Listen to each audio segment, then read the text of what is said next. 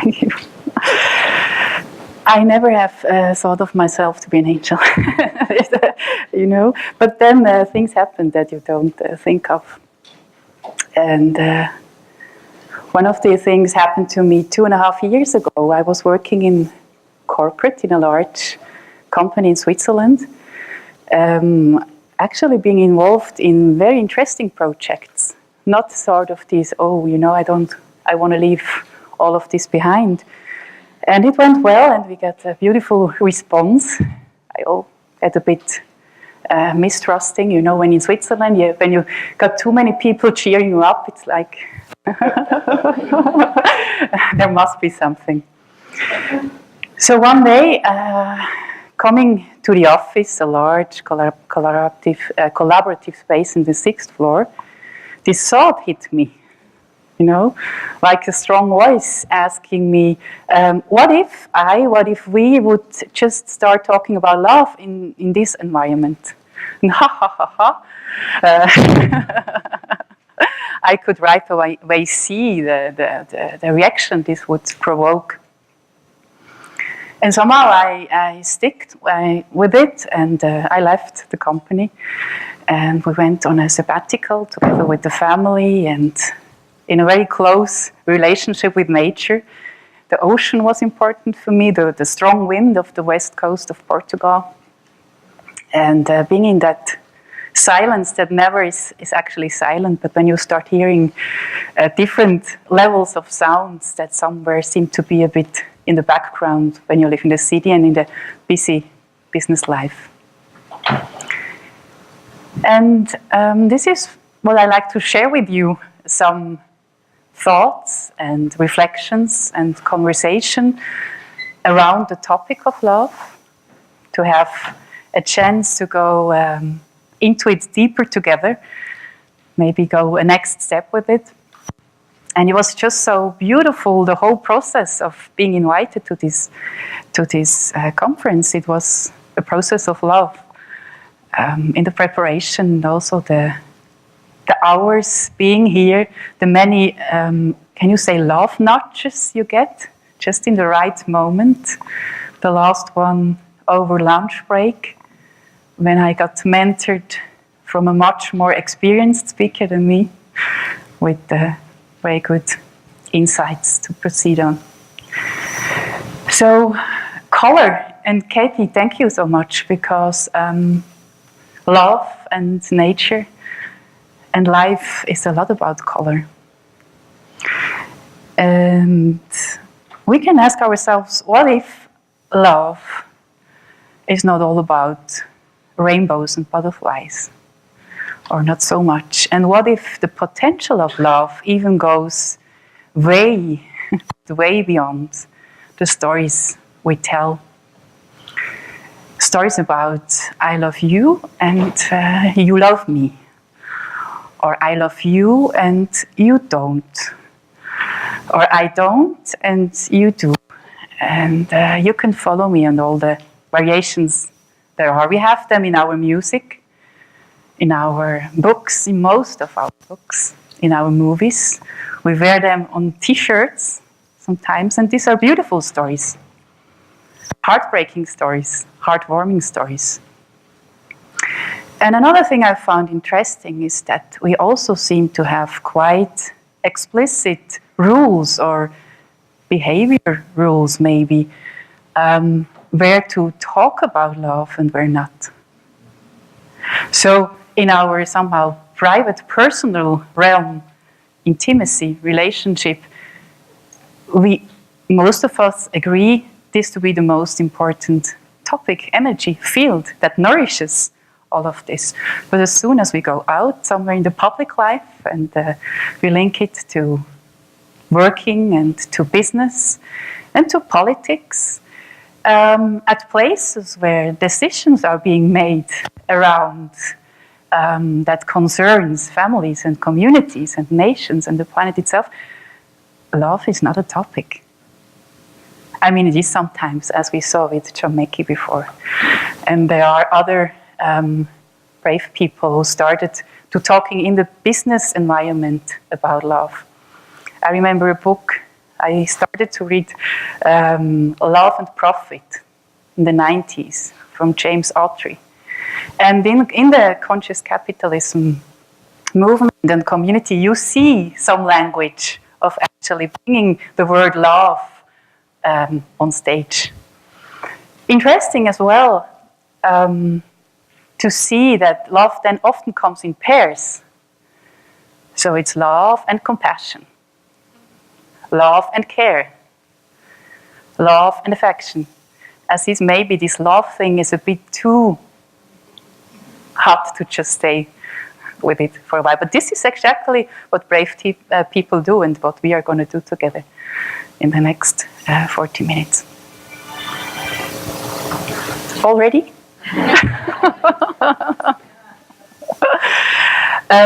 Another interesting article I'd just like to mention shortly, because it was released recently in the Harvard Business Review with the title, Can We Really Empower an Organization with Love? From Duncan Comby.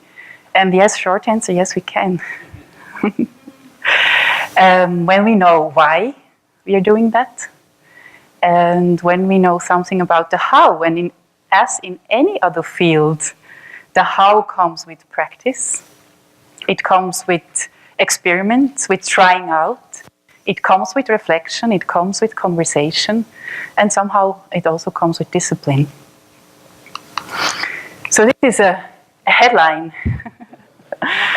as not so much as a definition that I like to bring you.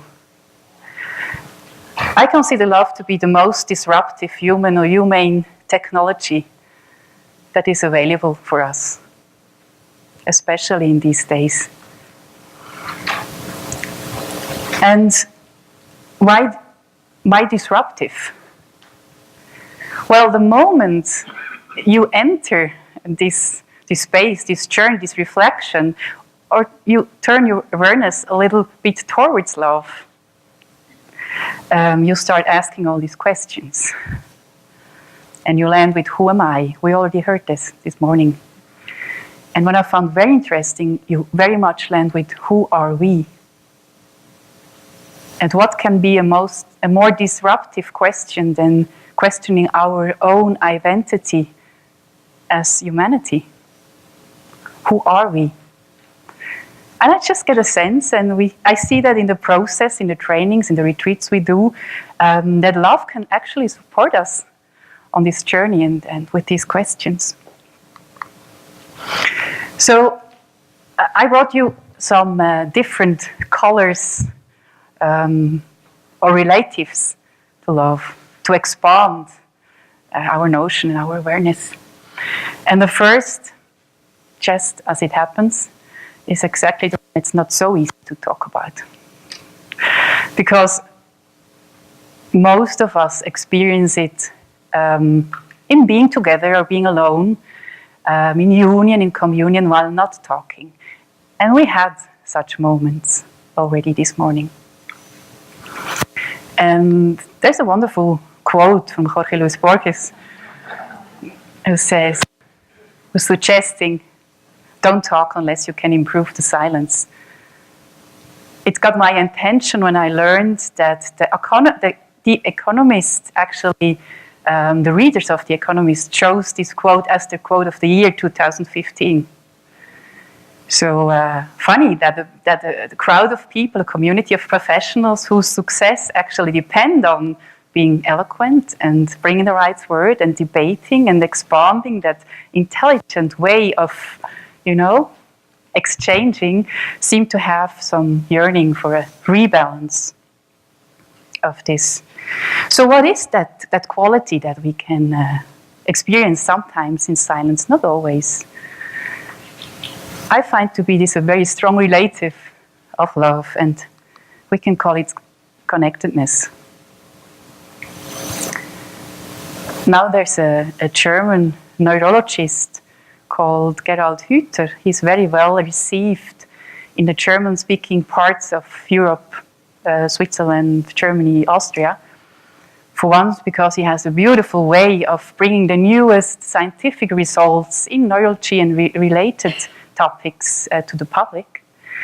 And also because he's very strong in initiating projects, cross-disciplinary projects that very much function somehow along connectedness. And he brings this definition for connectedness to be this already transformed, conscious sense of connection.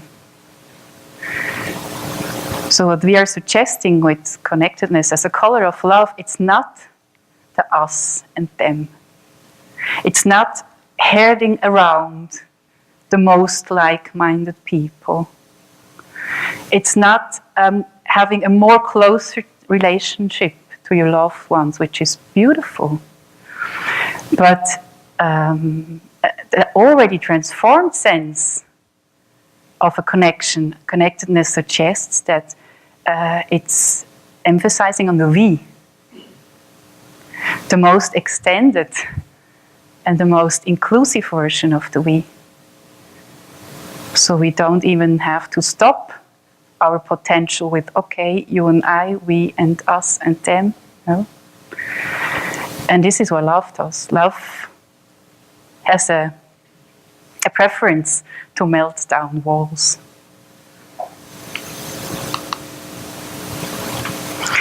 I heard also in the talk of John Mackey this morning that we can reframe and we can use different metaphors for things we are so used to in order to start a different conversation or to expand the conversation. And when you look at love, what is the symbol, what is the metaphor that we use for it? It's a very simple one. Simple question, yes.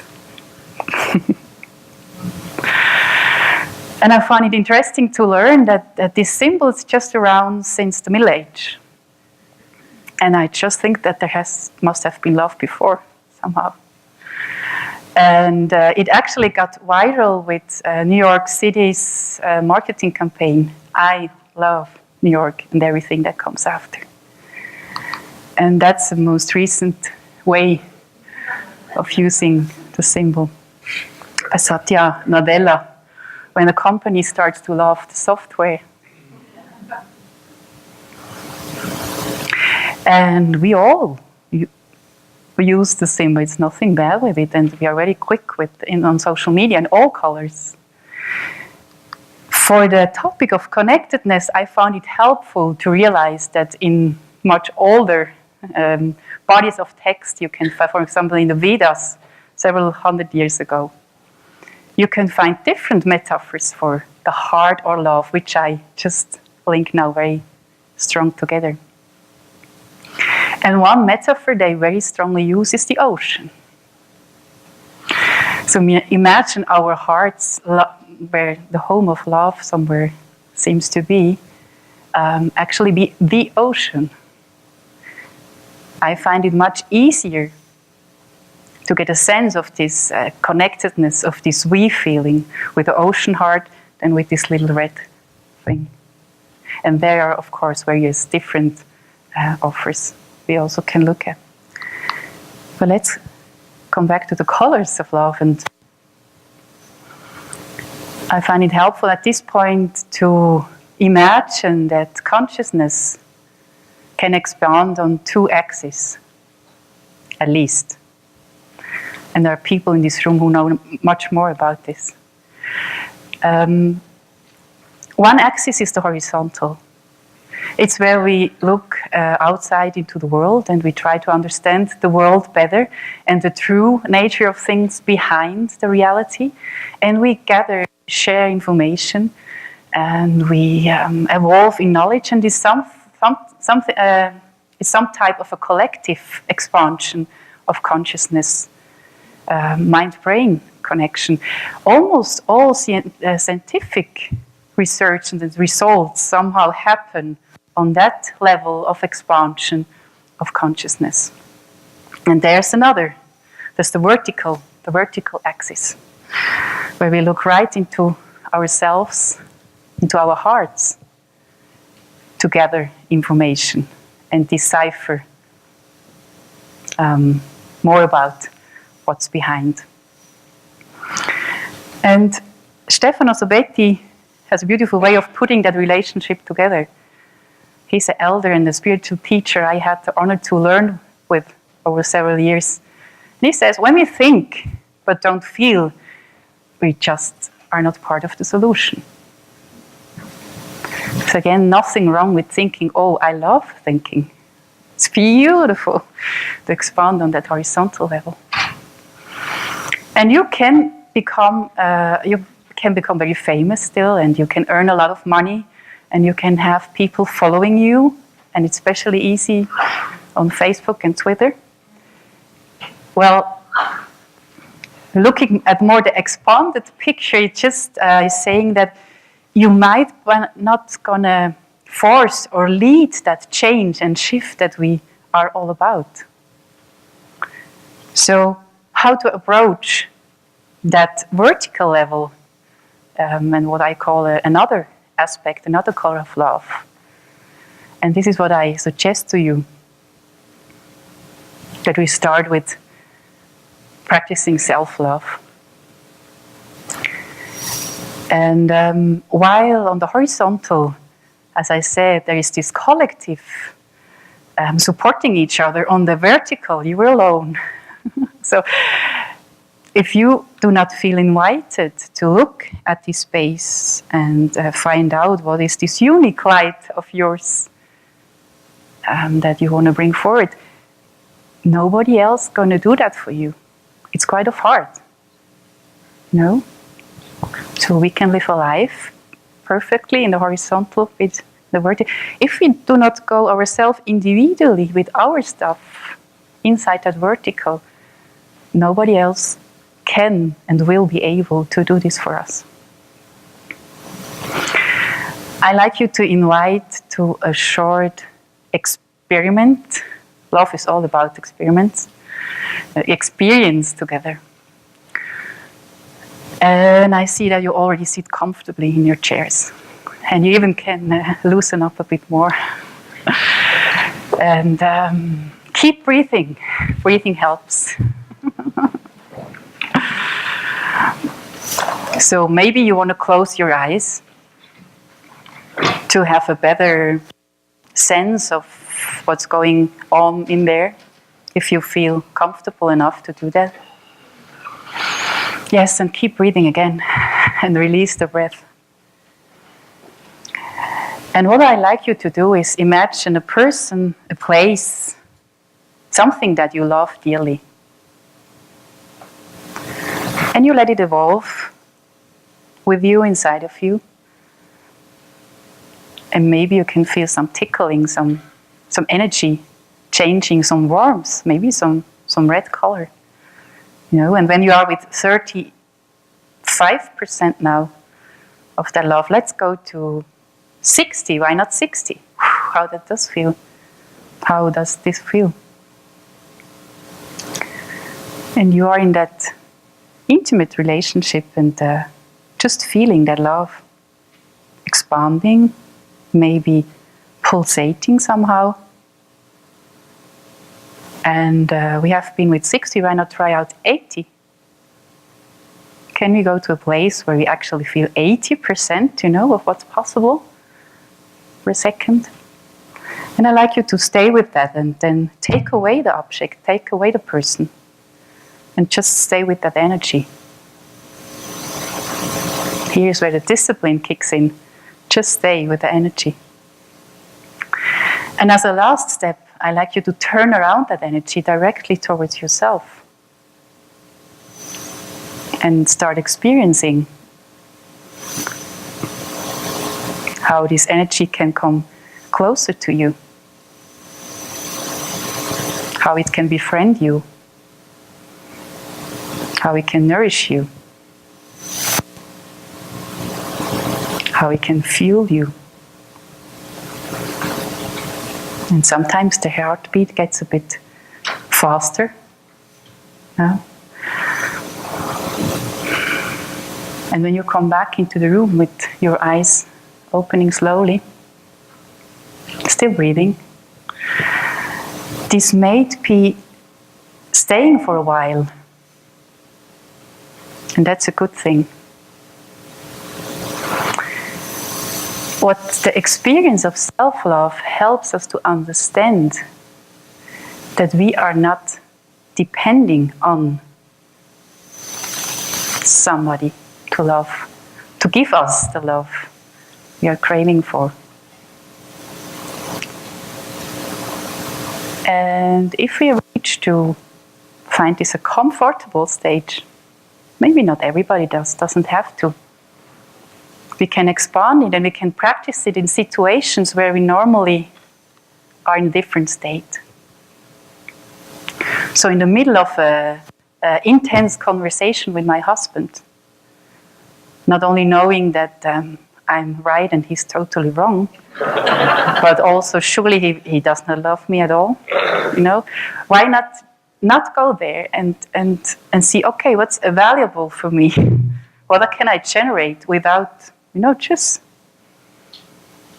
And this is also applicable in the business and project world, when timelines get straighter and people are not delivering the way you think they should, and clients are not being satisfied, and but somehow there's this engine you created, and you can give you the love that you crave for, and you're going to see that this will change the relationship as well. So you start with yourself, and it becomes very effortless to actually include more and the others in that love. And there's a beautiful thing about it, because now when you love somebody, you just do, without a hook. It's not so much about loving in order to be loved back. Just love. That's what we all can create and give abundantly. So, second color of love. And when we are on this journey of consciousness expansion, where we all are, horizontal, so we gather new, very important informations, and it's about us. I referred the last time to John Mackey, or was it John Mackey saying that it's us choosing which information we're actually going to take in. There's so much available, And getting a practice of linking that with our own information that only we can access. You want to do something. You want to step forward. And it's again love that helps you with that, or some relatives of love. And I just had to bring that one. Hope I do not terrify you. If you have a body, and I see somebody's around, then you are a dancer. And most of us walk on this world with a body, but we learn to not use it. Some of us even, and very intelligent people, think that by thinking even harder and longer and more towards the end, we maybe, it's not an action. It's a beautiful thing. Gathering knowledge is a beautiful thing. But how to bring that knowledge into creating solutions? Through talking, through not talking, through inviting somebody, And so what dance is giving us is just the most natural body-heart state of responding. So dance responds to music, to no music, and has an agility, something that we very much looking for in these organizations, to be agile. It has a systemic agility to be with the flow. And another interesting thing about dance, you somehow come from a state of stability, maybe of knowing, of also feeling.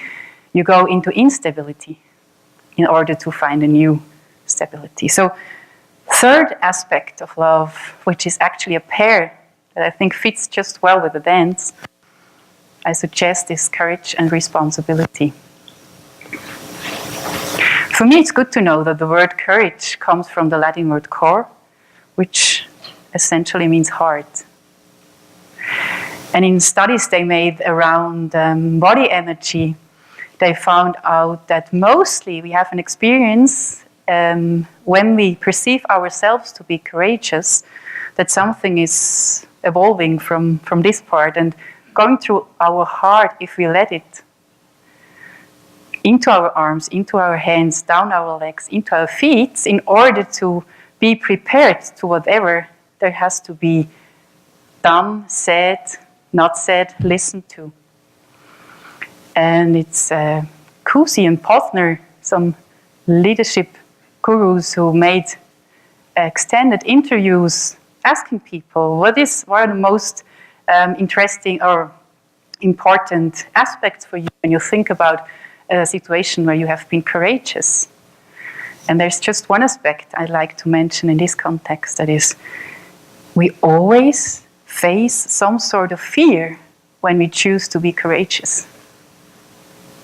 So it's not the fearlessness that is not linked at all with any obstacle or boundary. It's actually the letting that space be large enough in order for courage to come out. And responsibility, it's just a word that always was somehow close to me, but I learned a different notion of it just later on.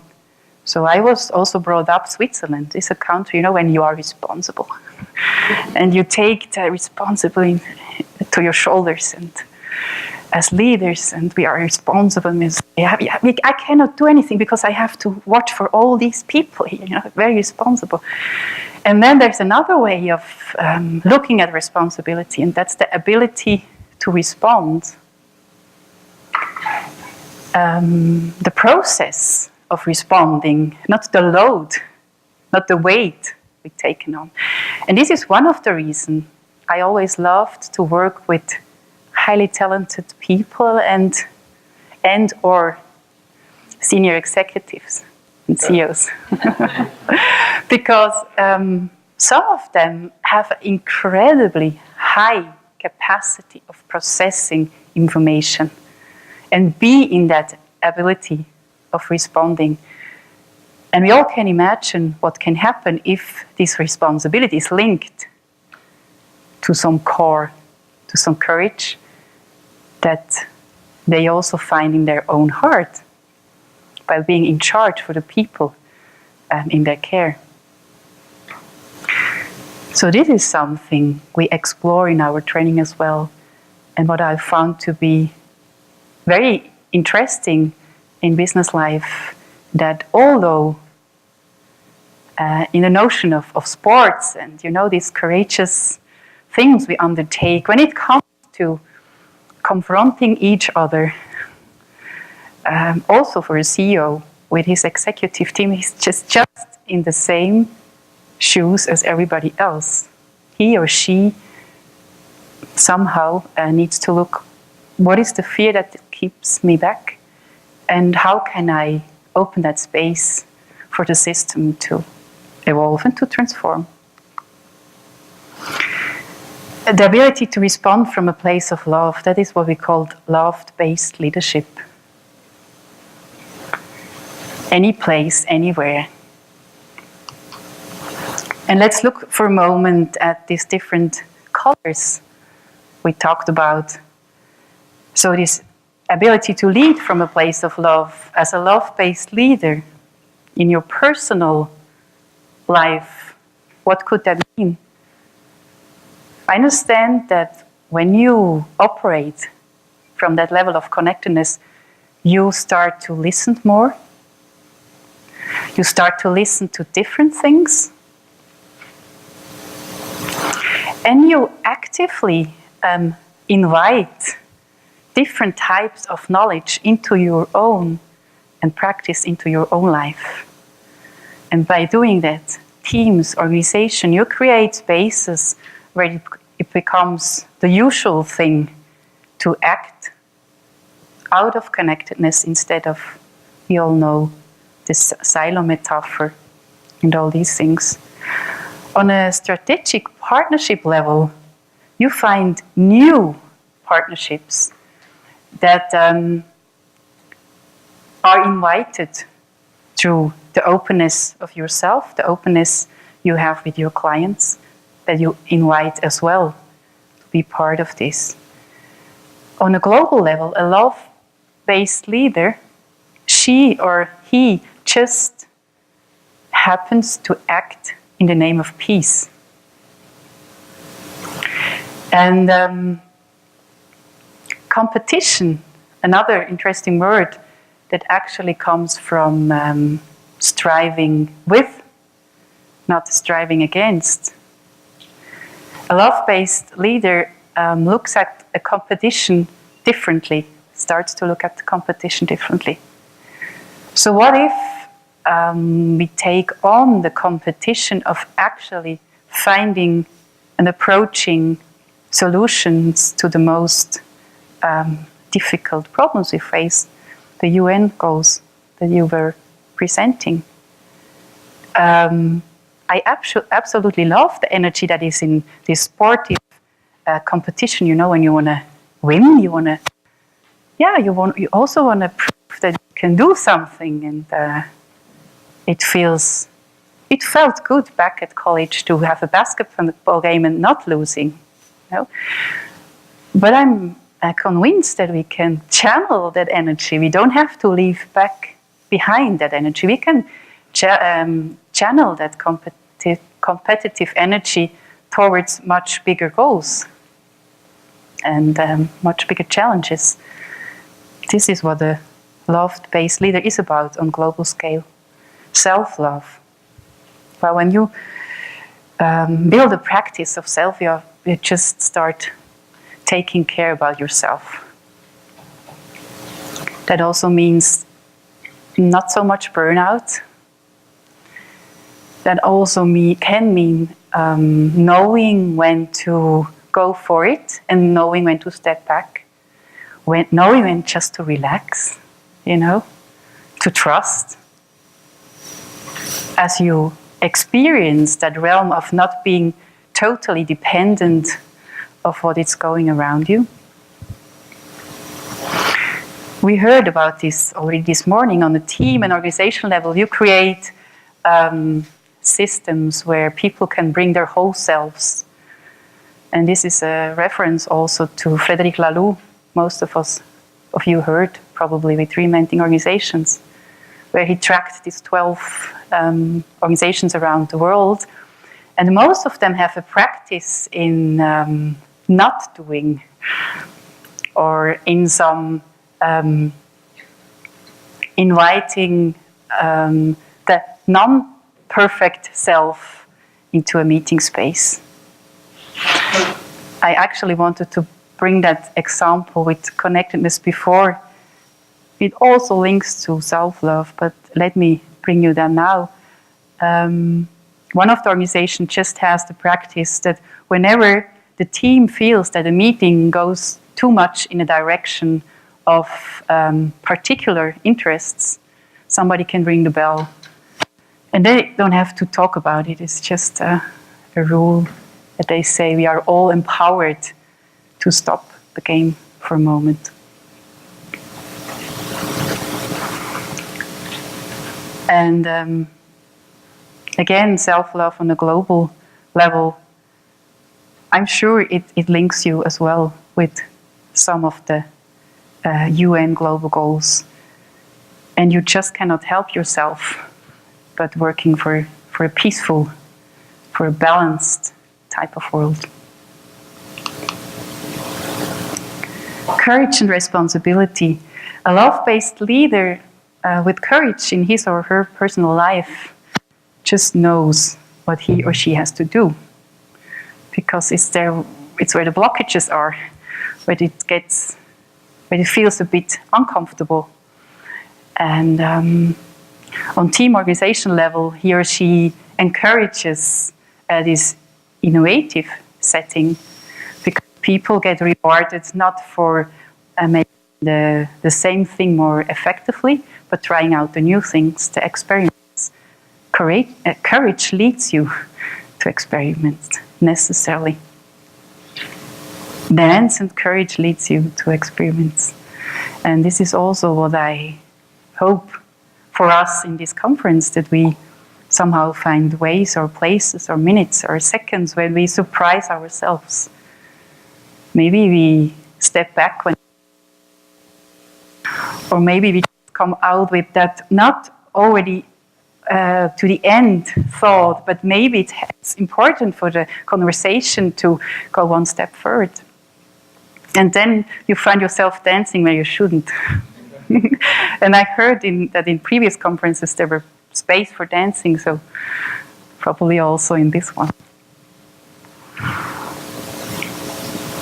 Courage on a global level, love-based leaders on a global level, they do not wait. We understand that it's the time now. You know? Courage is not about tomorrow. Courage is about the current moment we're in and going from there. It's Martin Luther King who said, "Love without power is sentimental and anemic.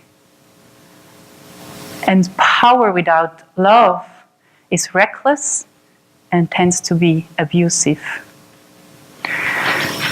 Love-based leaders find ways to stay in that thin line or to walk on that thin line between the two, getting too sentimental, too thrown away, but also cut off themselves for what's actually going on. Some of us, me included, find it more easy to reconnect with these aspects of love, connectedness, self-love, also courage in the natural elements. And while I absolutely strongly recommend to do that as long as you can, I also strongly suggest that now is the time that we bring back that learnings into our interaction as humans, you know. And I normally don't do worse case scenarios and bad facts, but this one just came to me some days before the conference, where I learned that the World Economic Forum released a report beginning of the year probably, where they said in 2050, that is when my daughter's gonna have the age I have today.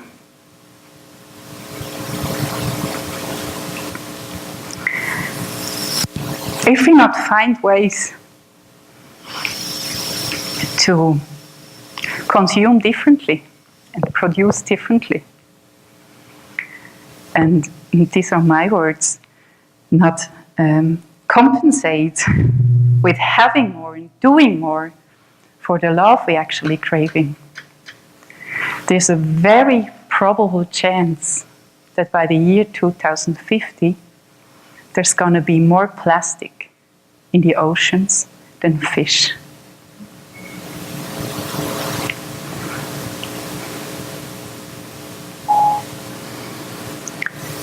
So again, also the conversation this morning helped me to understand, yeah, it's one thing to talk about love and to invite people, but I'm committed to looking more closely to one of the global goals that is related with water. And just starting to think about how we can, while doing these trainings, actually commit part of our energy to a real process that's going on our planet. I leave you. That's almost all I have to say at this moment, happily to continue the conversation. And with another headline that you maybe want to try out for yourself as well. So this is another thing I'm suggesting to complete. We are one is the new I love you. Thank you so much.